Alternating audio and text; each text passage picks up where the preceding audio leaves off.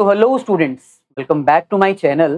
तो आज हम बात करेंगे 12th क्लास की मैक्रो इकोनॉमिक्स में से नेशनल इनकम के एक बहुत ही इंपॉर्टेंट कॉन्सेप्ट के बारे में, that is gross value versus net value. और इसके साथ ही हम देखेंगे market price versus factor cost. तो इन चारों कॉन्सेप्ट्स को कवर करेंगे और हम ये भी देखेंगे कि इनके क्या फॉर्मूलाज हैं और कैसे इनको लर्न किया जा सकता है। आज का कॉन्सेप्ट स्टार्ट करने से पहले आप सभी से रिक्वेस्ट है कि अगर आप फर्स्ट टाइम हमारे चैनल पर आए हो तो चैनल को सब्सक्राइब करके बेल आइकन जरूर क्लिक कर दीजिए, ताकि फ्यूचर में अगर हम कोई भी वीडियो अपलोड करें अकाउंट्स, इकोनॉमिक्स या बिजनेस स्टडीज के रिगार्डिंग, तो उसका लिंक तुरंत आपको मिल जाए।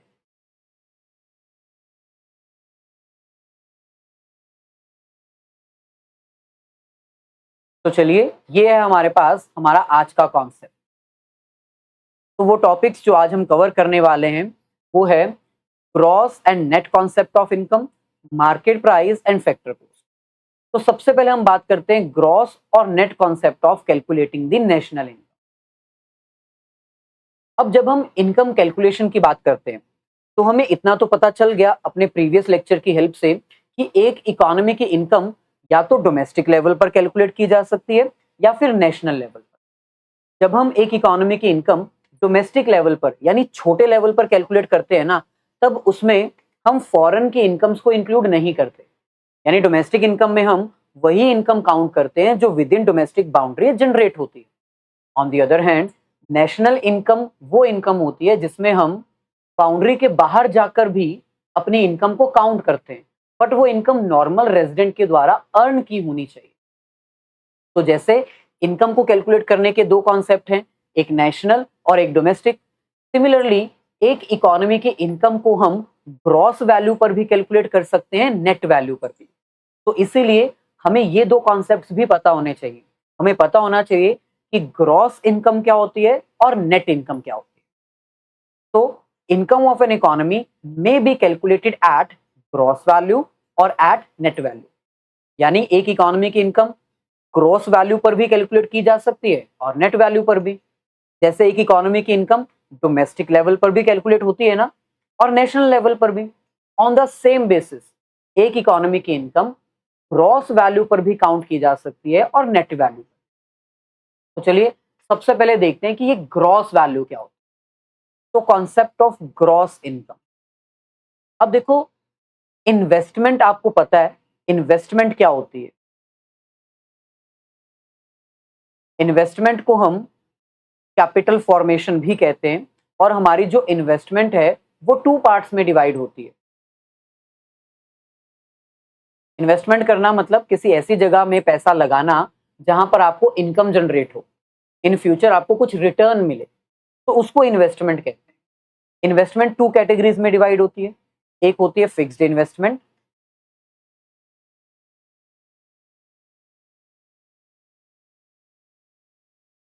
और एक होती है इन्वेंट्री इन्वेस्टमेंट।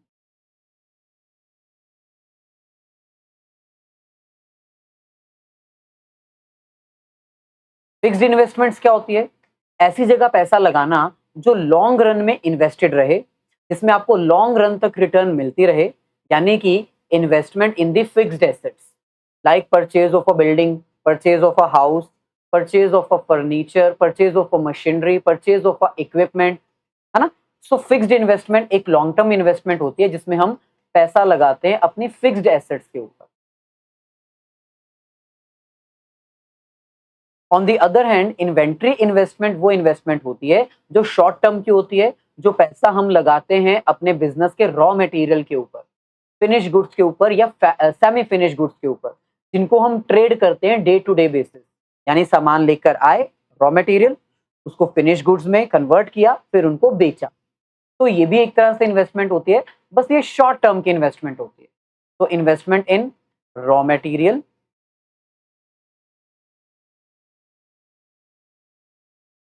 फिनिश गुड्स,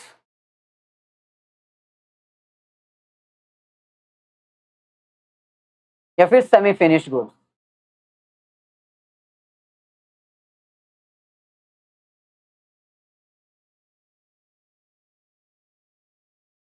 ठीक है, इन दोनों पर जब हम पैसा इन्वेस्ट करते हैं तो मार्केट में इनकम जनरेट होती है।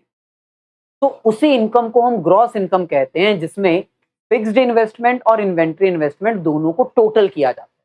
यानी इन शॉर्ट मैं ये कह सकता हूं कि ग्रोस इनकम का मतलब होता है टोटल इनकम।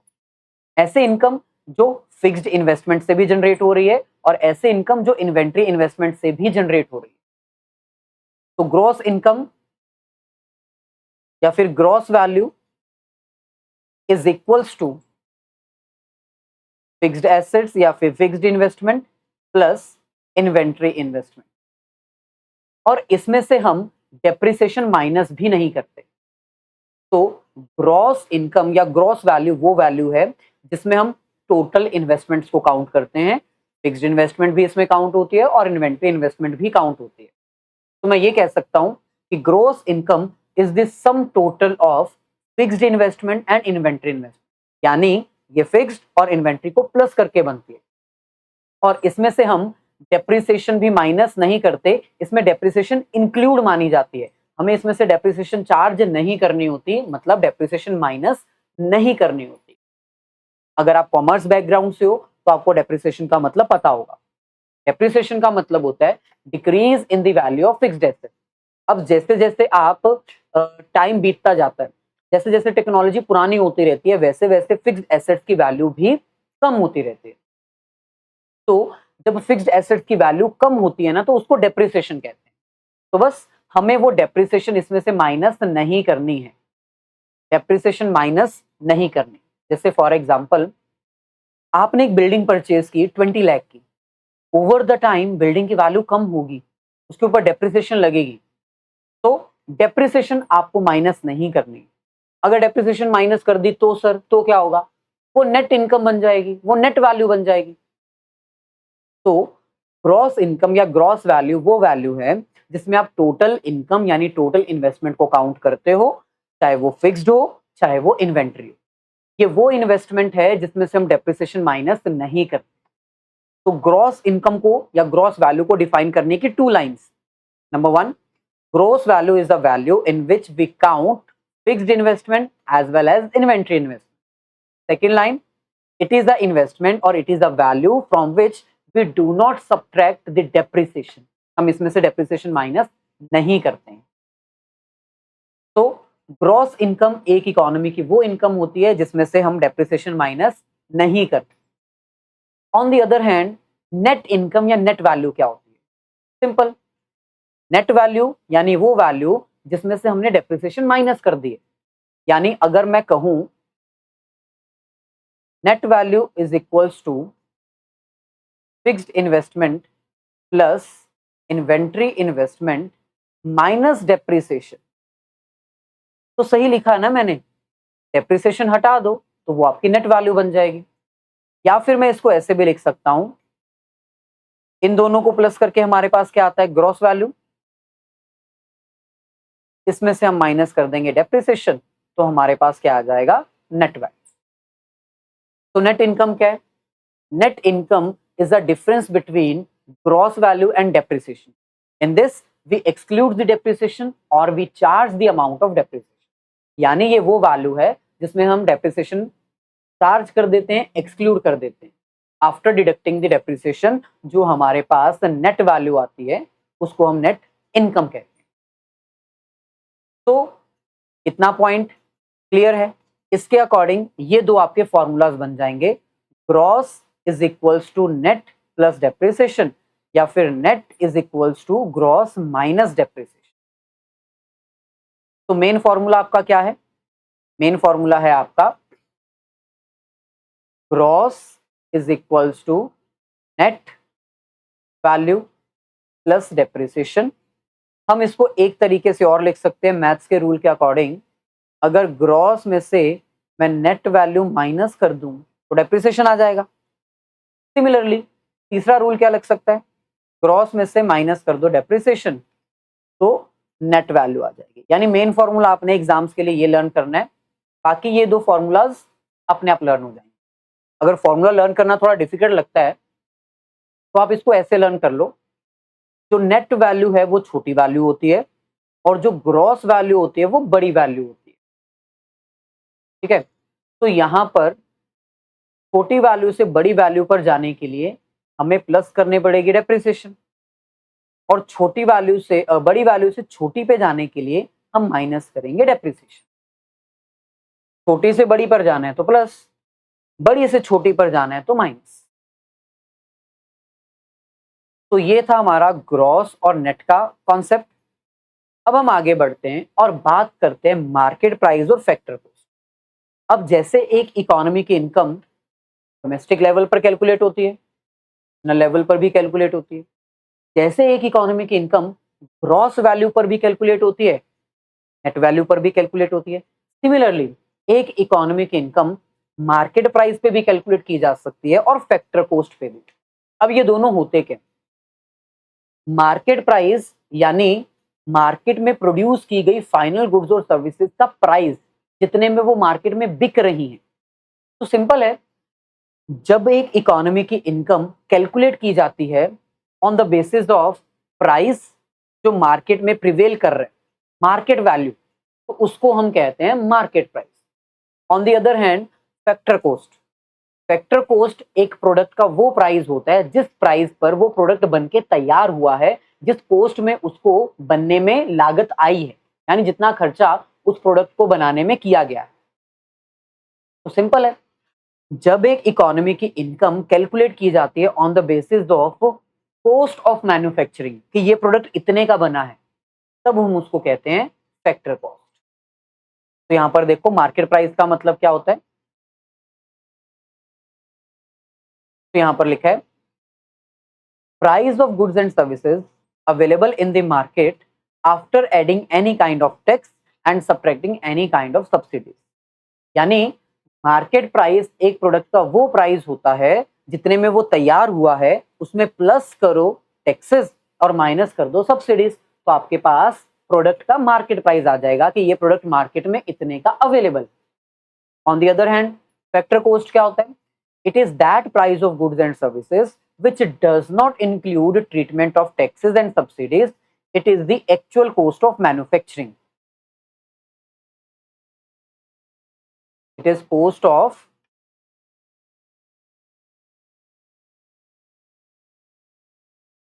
मैन्युफैक्चरिंग, यानी जितने में प्रोडक्ट बनके तैयार हुआ। जैसे फॉर एग्जांपल मान लो आपका प्रोडक्ट 100 रुपए में बनके तैयार हुआ, तो हमारे इंडिया में बहुत सारे प्रोडक्ट्स होंगे जो बनके तैयार हुए होंगे, उनकी कॉस्ट प्राइस को ऐड कर लो, हमें पता चल जाएगा कि हमारी इकोनॉमी की इनकम कितनी है। लेकिन वो जो इनकम पता चलेगी वो कौन से प्राइस पर पता चलेगी? Income eight factor cost. अगर आपको मार्केट प्राइस वाली इनकम कैलकुलेट करनी है तो आपको इस फैक्टर कॉस्ट में ना, ये जो 100 रुपए की लागत आई है, इसमें ऐड करना पड़ेगा टैक्सेस जो गवर्नमेंट चार्ज करती है, और माइनस करनी पड़ेंगी सब्सिडीज जो गवर्नमेंट अलाउ करती है। मान लो गवर्नमेंट ने 25 रुपए का टैक्स लगाया और 5 रुपए की सब्सिडी दे दी, तो प्रोडक्ट मार्केट में कितने का बिक रहा है? 120 का। तो एक इकोनॉमी की इनकम फैक्टर कॉस्ट पे भी कैलकुलेट की जा सकती है और मार्केट प्राइस पर भी कैलकुलेट की जा सकती है। फैक्टर कॉस्ट का मतलब है जितने में वो प्रोडक्ट तैयार हुआ ना, उतना प्राइस, और मार्केट प्राइस का मतलब जितने में वो मार्केट में बिकेगा उसका प्राइस। तो इन शॉर्ट हम ये कह सकते हैं कि आपका जो फॉर्मूला है मार्केट प्राइस और फैक्टर कॉस्ट का, वो क्या रहेगा?